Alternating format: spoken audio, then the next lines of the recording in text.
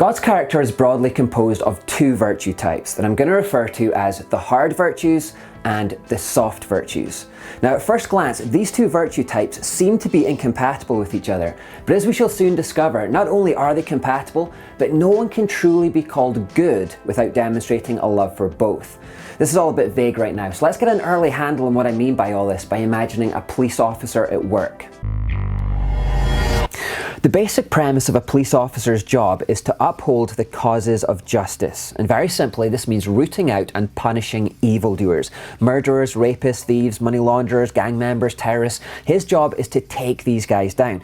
And this is what it looks like. Honestly, it looks pretty hard sometimes. It looks quite tough. Sometimes it means chasing criminals down and wrestling them to the floor. Sometimes it means barging into homes. Sometimes it means beating violent resistors into submission. Sometimes it means using tasers or water cannon. Sometimes it means handcuffing criminals at the wrists and throwing them into jail cells. As a last resort, if a criminal is posing a mortal threat to innocent civilians, sometimes it even means firing a gun to end the offender's life. I was vividly reminded of this during a recent teaching engagement in Ottawa, Canada. I had a free afternoon and was offered the chance to tour the Parliament buildings by a friend who worked there. And as we were walking around the halls, I was reminded that this was the same place where in October 2014, the lone Islamic terrorist Michael zehaf-bibeau had wandered in and casually opened fire on innocent people.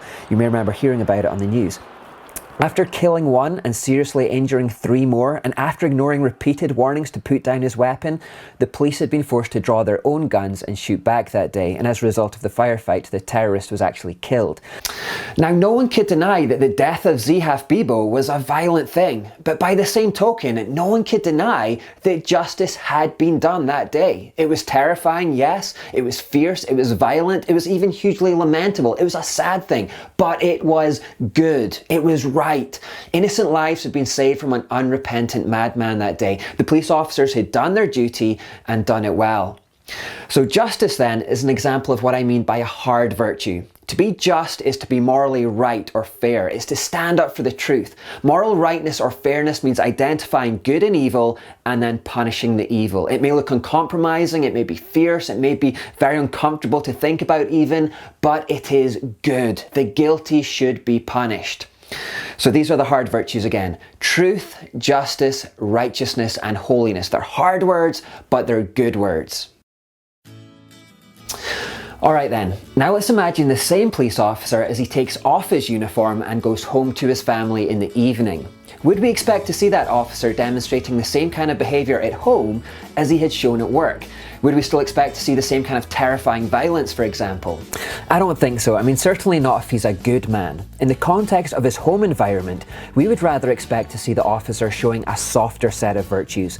We might see him showering his wife with hugs and kisses. We'd maybe see him playing with his kids on the floor and laughing while they clamber all over him. We'd find him withholding his strength so that they can pin him to the ground in wrestling games and forgiving them when they accidentally whack him on the face with a flailing arm. We'd maybe see him playing dolls with his daughter, and we might see him dressing up in silly outfits to amuse them, and witness him just generally being more gentle and kind. These are the soft virtues then: love, forgiveness, grace, mercy, kindness. And we love these words. These words are easy to love. But it's important to realize that these soft virtues are no more and no less important than the hard virtues. They're both expressions of good. They look very different in action, but they're both good. And we have to grasp this. The police officer demonstrates the hard virtues at work, pursuing righteousness and enacting justice, upholding truth, because that is good. But he also demonstrates the soft virtues at home, showing love, grace, mercy, and all of these words, because that is good too. It's the same goodness that drives his actions in both contexts. So you see, it isn't that goodness is always hard or always soft. It's that goodness manifests itself as hard or soft, merely depending on the circumstances.